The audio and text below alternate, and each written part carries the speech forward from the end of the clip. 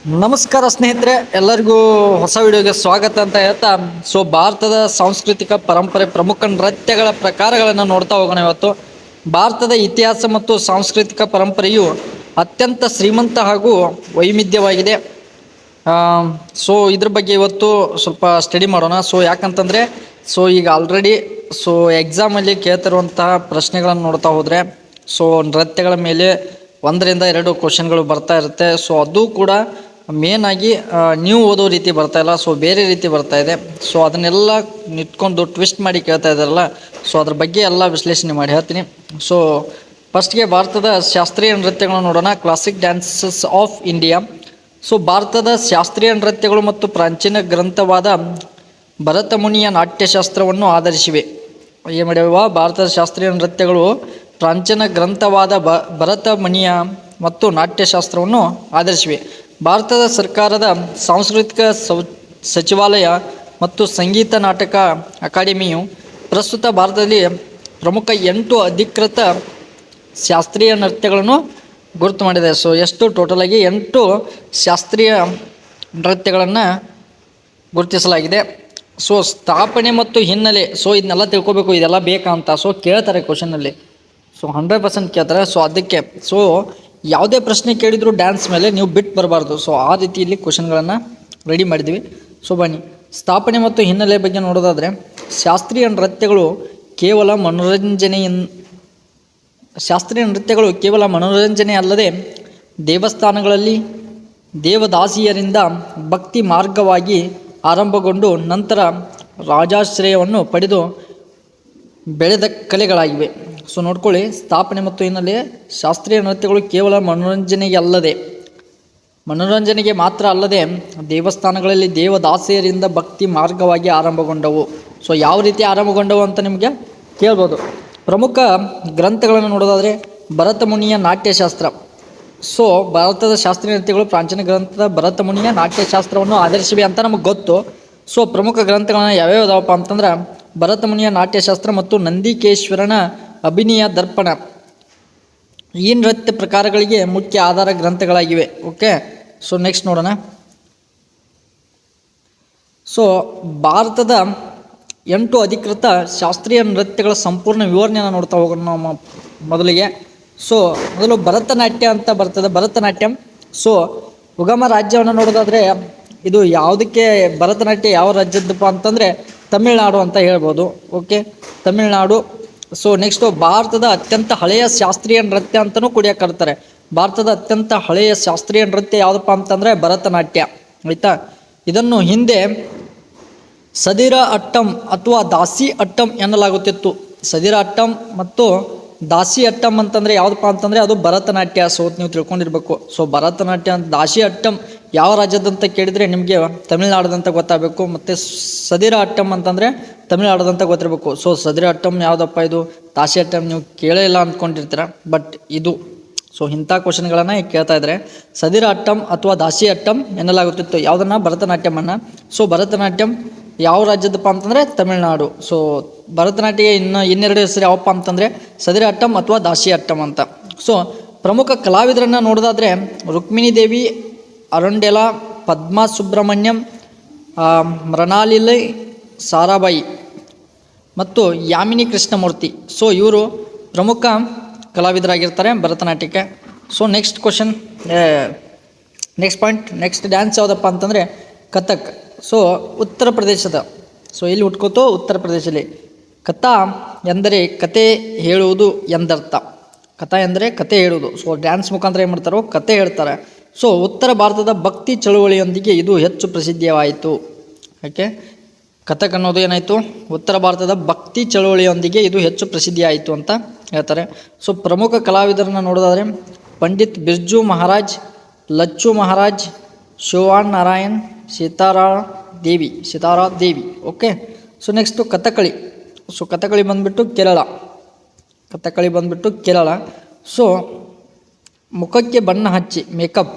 ನೀವು ಹೇಳ್ಬೇಕಂತಂದರೆ makeup. Okay, ಮುಖಕ್ಕೆ ಬಣ್ಣ ಹಚ್ಚಿ ದೊಡ್ಡ ಕಿರೀಟ ಧರಿಸಿ ರಾಮಾಯಣ ಮತ್ತು ಮಹಾಭಾರತದ ಕಥೆಗಳನ್ನು ಹಾವಭಾವಗಳ ಮೂಲಕ ಪ್ರದರ್ಶಿಸುವ ನೃತ್ಯ ರೂಪಕ.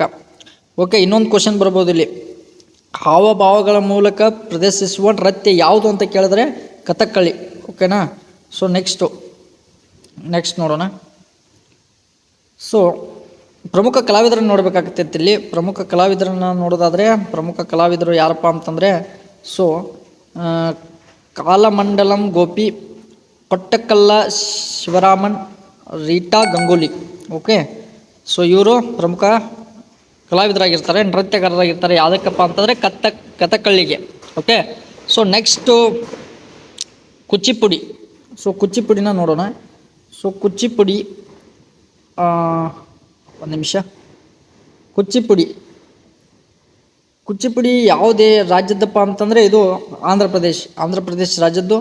ಮತ್ತು ನೆಕ್ಸ್ಟು ಆಂಧ್ರದ ಕೃಷ್ಣಾ ಜಿಲ್ಲೆಯ ಕುಚಿಪುಡಿ ಗ್ರಾಮದಿಂದ ಈ ಹೆಸರು ಬಂದಿದೆ. ಸೊ ಆಂಧ್ರದ ಕೃಷ್ಣಾ ಜಿಲ್ಲೆಯ ಕುಚಿಪುಡಿ ಗ್ರಾಮದಿಂದ ಈ ಹೆಸರು ಬಂದಿದೆ.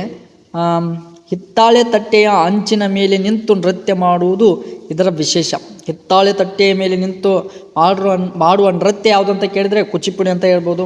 ಸೊ ಇದು ಯಾವ ರಾಜ್ಯದಪ್ಪ ಅಂತಂದರೆ ಆಂಧ್ರ ಪ್ರದೇಶದ್ದು. ಸೊ ಹಾಗೆ ಯಾವ ಗ್ರಾಮದ್ದು ಅಂತ ಕೇಳಿದರೆ ಕುಚಿಪುಡಿ ಗ್ರಾಮದ್ದಂತ ನಿಮಗೆ ಗೊತ್ತಿರಬೇಕು. ಓಕೆ. ಪ್ರಮುಖ ಕಲಾವಿದರನ್ನು ನೋಡೋದಾದರೆ ಪ್ರಮುಖ ಕಲಾವಿದರು ಸೊ ರಾಜ ಮತ್ತು ರಾಧಾರೆಡ್ಡಿ, ಶೋಭಾ ನಾಯ್ಡು, ವೆಂಪತಿ ಚಿನ್ನ ಸತ್ಯಂ. ಓಕೆ. ಇವರು ಪ್ರಮುಖ ಕಲಾವಿದರಾಗಿರ್ತಾರೆ. ಸೊ ನೆಕ್ಸ್ಟು ನಾವು ಪರೀಕ್ಷಾ ದೃಷ್ಟಿಯಿಂದ ನೆನಪಿಡಬೇಕಾದ ಮುಖ್ಯ ಅಂಶಗಳನ್ನು ಕೊಟ್ಟಿದ್ದೀನಿ. ಸೊ ಕನ್ನಡ ನೆಲದಲ್ಲಿ ಬೆಳೆದ ಯಕ್ಷಗಾನವನ್ನು ಅರೆ ಶಾಸ್ತ್ರೀಯ ನೃತ್ಯವೆಂದು ಪರಿಗಣಿಸಲಾಗುತ್ತದೆ. ಕನ್ನಡ ನೆಲದಲ್ಲಿ ಬೆಳೆದ ಯಕ್ಷಗಾನವನ್ನು ಅರೆ ಶಾಸ್ತ್ರೀಯ ನೃತ್ಯವೆಂದು ಪರಿಗಣಿಸಲಾಗುತ್ತದೆ. ಅರೆ ಶಾಸ್ತ್ರೀಯ ನೃತ್ಯ ಯಾವುದು ಅಂತೇಳಿ ನಿಮ್ಗೆ ಆಪ್ಷನ್ ಕೊಡ್ತಾರೆ. ಅದ್ರಾಗ ಯಾವುದನ್ನು ಚೂಸ್ ಮಾಡಬೇಕಪ್ಪ ಅಂತಂದರೆ ನೀವು ಯಕ್ಷಗಾನವನ್ನು ಚೂಸ್ ಮಾಡಬೇಕಾಗುತ್ತೆ. ಓಕೆ. ನೆಕ್ಸ್ಟು ಸಂಗೀತ ನಾಟಕ ಅಕಾಡೆಮಿಯು 8 ನೃತ್ಯಗಳನ್ನು ಗುರುತಿಸಿದರೆ ಕೇಂದ್ರ ಸಂಸ್ಕೃತಿ ಸಚಿವಾಲಯವು ಚೌ ನೃತ್ಯವನ್ನು ಸೇರಿಸಿ 9 ಶಾಸ್ತ್ರೀಯ ನೃತ್ಯಗಳೆಂದು ಪರಿಗಣಿಸಲಾಗುತ್ತದೆ. ಓಕೆ. ಸಂಗೀತ ನಾಟಕ ಅಕಾಡೆಮಿ 8 ನೃತ್ಯಗಳನ್ನು ಗುರುತಿಸಿದರೆ ಕೇಂದ್ರ ಸಂಸ್ಕೃತಿ ಸಚಿವಾಲಯ ಏನು ಮಾಡ್ತೈತಿ, ಚೌ ಅನ್ನೋ ಮತ್ತೊಂದು ನೃತ್ಯವನ್ನು ಸೇರಿಸಿ 9 ಶಾಸ್ತ್ರೀಯ ನೃತ್ಯಗಳೆಂದು ಪರಿಗಣಿಸಲಾಗ್ತೈತಿ. ಅತ್ಯಂತ ಅಂದರೆ ಇತ್ತೀಚೆಗೆ ಶಾಸ್ತ್ರೀಯ ನೃತ್ಯದ ಸ್ಥಾನದ ಪಡೆದ ಕಲೆ ಅಸ್ಸಾಂನ ಸತ್ರಿಯ. ಇತ್ತೀಚೆಗೆ ಶಾಸ್ತ್ರೀಯ ನೃತ್ಯದ ಸ್ಥಾನ ಪಡೆದ ಕಲೆ ಯಾವುದಪ್ಪ ಅಂದ್ರೆ ಅಸ್ಸಾಂದ ಸತ್ರಿಯ. ಸೊ ಸತ್ರಿಯ ಯಾವ ರಾಜ್ಯದ ನೃತ್ಯ ಅಂತ ಕೇಳಿದ್ರೆ ಅಸ್ಸಾಂದಂತ ಹೇಳೋಕ್ಕೆ ಗೊತ್ತಿರಬೇಕು. ಓಕೆ. ಶಾಸ್ತ್ರೀಯ ನೃತ್ಯಗಳು ಸೊ ಎಷ್ಟಿದ್ದಾವೆ? ಇನ್ನೂ 4 ಇದ್ದಾವಲ್ಲ. ಸೊ ಇವಾಗ ಎಷ್ಟಾಯಿತು? 4 ಆಯಿತಾ? ಸೊ 4. ಸೊ ಈಗ ಮೋಹಿನಿ ಅಟ್ಟಂ ಒಂದು ಬರುತ್ತೆ. ಮೋಹಿನಿ ಅಟ್ಟಂ ಯಾವ ರಾಜ್ಯದಪ್ಪ ಅಂತಂದರೆ ಕೇರಳ ರಾಜ್ಯದ್ದು. ಮೋಹಿನಿ ಅಟ್ಟಂ ಕೇರಳ ರಾಜ್ಯದ್ದು. ಸೊ ವಿಷ್ಣುವಿನ ಮೋಹಿನಿ ಅವತಾರದ ಕಥೆಯನ್ನು ಆಧರಿಸಿದ ಮಹಿಳೆಯರ ವಿಶಿಷ್ಟ ಏಕವ್ಯಕ್ತಿ ನೃತ್ಯ. ಸೊ ಒಬ್ಬರೇ ಮಾಡುವಂಥ ನೃತ್ಯ ಅಂದರೆ ವಿಷ್ಣುವಿನ ಮೋಹಿನಿ ಅವತಾರದ ಕಥೆಯನ್ನು ಆಧರಿಸಿದ ಮಹಿಳೆಯರ ವಿಶಿಷ್ಟ ಏಕವ್ಯಕ್ತಿ ನೃತ್ಯ. ಸೊ ಲೇಡೀಸ್ಗೆ ಇದು. ಬಿಳಿ ಮತ್ತು ಚಿನ್ನದ ಕಸವಿನ ಸೀರೆ ಧರಿಸುತ್ತಾರೆ. ಸೊ ಏನು ಮಾಡ್ತಾರೆ? ಬಿಳಿ ಮತ್ತು ಚಿನ್ನದ ಕಸವಿನ ಸೀರೆ ಧರಿಸ್ತಾರೆ. ಸೊ ಬಿಳಿ ಮತ್ತು ಚಿನ್ನದ ಕಸವಿನ ಸೀರೆ ಮಾಡುವ ನೃತ್ಯ ಯಾವುದು ಅಂತ ಕೇಳಿದರೆ ಮೋಹಿನಿ ಅಟ್ಟಂ ಅಂತ ನೆನಪಿಟ್ಕೊಳ್ಳಿ. ಸೊ ಪ್ರಮುಖ ಕಲಾವಿದರು ಕಲ್ಯಾಣಿ ಕುಟ್ಟಿಯಮ್ಮ, ಸುನಂದಾ ನಾಯರ್ ಮತ್ತು ಜಯಪ್ರಭಾ ಮೇನನ್. ಓಕೆ. ಸೊ ಇವರಾಗಿರ್ತಾರೆ. ಸೊ ನೆಕ್ಸ್ಟು ಒಡಿಶಾ ರಾಜ್ಯದ ನೃತ್ಯವನ್ನು ನೋಡೋದಾದರೆ ಒಡಿಶಾ ರಾಜ್ಯದ ನೃತ್ಯ ಒಡಿಶಿ. ಓಕೆ. ಕೊನಾರ್ಕ್ ಸೂರ್ಯ ದೇವಾಲಯದ ಶಿಲ್ಪಕಲೆಗಳಲ್ಲಿ ಈ ನೃತ್ಯದ ಭಂಗಿಗಳನ್ನು ಕಾಣಬಹುದು. ಸೊ ಕೊನಾರ್ಕ್ನ ಸೂರ್ಯ ದೇವಾಲಯದ ಶಿಲ್ಪಕಲೆಯಲ್ಲಿ ಯಾವ ನೃತ್ಯದ ಭಂಗಿಗಳನ್ನು ಕಾಣಬಹುದು ಅಂತ ಕೇಳಿದರೆ ಒಡಿಶಿ ನೃತ್ಯದ್ದು. ಓಕೆನಾ. ಇದರಲ್ಲಿ ದೇಹವನ್ನು 3 ಕಡೆ ಬಗ್ಗಿಸುವ ತ್ರಿಭಂಗಿ ಭಂಗಿ ಅತ್ಯಂತ ಪ್ರಸಿದ್ಧ. ಓಕೆ. ಪ್ರಮುಖ ಕಲಾವಿದರನ್ನು ನೋಡೋದಾದರೆ ಕಿಲ್ಲುಚರಣ್ ಮಹಾಪಾತ್ರ, ಮಾಧವಿ ಮುದ್ಗಲ್, ಸೋನಾಲ್ ಮಾನ್ಸಿಂಗ್. ಓಕೆ. ಇವರಾಗಿರ್ತಾರೆ. ಸೊ ನೆಕ್ಸ್ಟು ಮಣಿಪುರಿ ಯಾವ ರಾಜ್ಯದ್ದಪ್ಪ ಅಂತಂದರೆ ಮಣಿಪುರ ರಾಜ್ಯದ್ದು. ಸೊ ನೆಕ್ಸ್ಟು ರಾಧಾಕೃಷ್ಣರ ರಾಸಲೀಲಾ ಕಥಾ ಹೊಂದಿರುತ್ತದೆ. ರಾಧಾಕೃಷ್ಣರ ರಾಸಲೀಲಾ ಕಥಾ ಹೊಂದಿರುವಂಥ ನೃತ್ಯ ಯಾವತ್ತಪ್ಪ ಅಂತಂದ್ರೆ ಮಣಿಪುರಿ. ಓಕೆ, ನೃತ್ಯಗಾರರು ಪೋಟ್ಲೋಯ ಎಂಬ ವಿಶಿಷ್ಟ ಸಿಲಿಂಡರ್ ಆಕಾರದ ಲಂಗವನ್ನು ಧರಿಸುತ್ತಾರೆ. ಪೋಟ್ಲೋಯ ಎಂಬ ಒಂದು ವಿಶಿಷ್ಟ ಸಿಲಿಂಡರ್ ಆಕಾರದ ಲಂಗವನ್ನು ಧರಿಸುತ್ತಾರೆ. ಈ ರೀತಿಯನ್ನು ಕೇಳ್ಬೋದು ನಿಮಗೆ. ಪ್ಲೋಟೋಯ ಎಂಬ ವಿಶಿಷ್ಟ ಸಿಲಿಂಡರ್ ಆಕಾರದ ಲಂಗವನ್ನು ಧರಿಸಿ ಮಾಡುವ ನೃತ್ಯ ಯಾವುದು ಅಂತ ಕೇಳಿದರೆ ಮಣಿಪುರಿ. ಸೊ ಮಣಿಪುರಿಯಲ್ಲಿ ಯಾವ ರೀತಿಯ ಲಂಗವನ್ನು ಧರಿಸುತ್ತಾರೆ ಅಂತ ಕೇಳಿದರೆ ಪ್ಲೋಟೋಯ ಅಂತ ಹೇಳಕ್ಕೆ ಬರಬೇಕು. ಸೊ ಪ್ರಮುಖ ಕಲಾವಿದರನ್ನು ನೋಡ್ತಾ ಹೋದರೆ ಸೊ ಜಾವೇರಿ ಸಹೋದರಿಯರು ಅಂತಂದರೆ ಯಾರಪ್ಪ ಜಾವೇರಿ ಸಹೋದರಿಯರು ಅಂತಂದರೆ ದರ್ಶನ, ನಯನ, ರಂಜನಾ ಎಲ್ಲ ನಾ ಮಣಿಪುರಿನ ಜಾಣ. ಓಕೆ, ಗುರು BPN Singh. Okay, next Sattriya.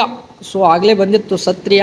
ಯಾವುದಪ್ಪ ಇದೆ? ಅಸ್ಸಾಂ ರಾಜ್ಯದ್ದು. 15ನೇ ಶತಮಾನದ ಮಹಾನ್ ವೈಷ್ಣವ ಸಂತ ಶ್ರೀಮಂತ ಶಂಕರದೇವ ಅವರು ಈ ನೃತ್ಯವನ್ನು ಪರಿಚಯಿಸಿದರು. ಇದು ಅಸ್ಸಾಂನ ಸತ್ರಾಗಳಲ್ಲಿ ಆಚರಿಸಲ್ಪಡುತ್ತಿತ್ತು. ಮಠಗಳಲ್ಲಿ ಅಂತಂದ್ರೆ ಸತ್ರಾಗಳಲ್ಲಿ ಅಂತಂದ್ರೆ ಮಠಗಳಲ್ಲಿ ಅಂತ ನೆನಪಿಟ್ಕೊಳ್ಬೇಕು. ಓಕೆ, ಈಗ ನೆಕ್ಸ್ಟ್ ನೋಡೋಣ. ನೆಕ್ಸ್ಟು ಭಾರತದ ಪ್ರಮುಖ ರಾಜ್ಯವಾರು ಜನಪದ ನೃತ್ಯಗಳು. ಸೊ ಇವಾಗ ಎಷ್ಟು ಸಾಕು, ಮತ್ತೆ ನೆಕ್ಸ್ಟ್ ಕ್ಲಾಸಲ್ಲಿ ನೋಡೋಣ. ಸೊ ಈ ಕ್ಲಾಸ್ ಇಷ್ಟ ಆಗಿದ್ದರೆ ಸೊ ಈ ಕ್ಲಾಸ್ ಮುಗಿದ್ಮೇಲೆ ಮತ್ತೆ ಇದ್ರ ಮೇಲೆ 15 ಪ್ರಶ್ನೆಗಳನ್ನು ರೆಡಿ ಮಾಡಿದ್ದೀನಿ. ಸೊ ಇಂಪಾರ್ಟೆಂಟ್ ಕ್ವಶನ್ ಇರುತ್ತೆ. ಸೊ ಯಾರು ಮಿಸ್ ಮಾಡ್ಕೋಬೇಡಿ ಯಾವ ಕ್ಲಾಸನ್ನು. ಸೊ ಕಂಟಿನ್ಯೂ ಮಾಡ್ತಾಯಿರಿ. ಓಕೆ, ಧನ್ಯವಾದಗಳು. ಮತ್ತೆ ಮುಂದಿನ ಭೇಟಿಯಾಗೋಣ. ವಂದನೆಗಳು.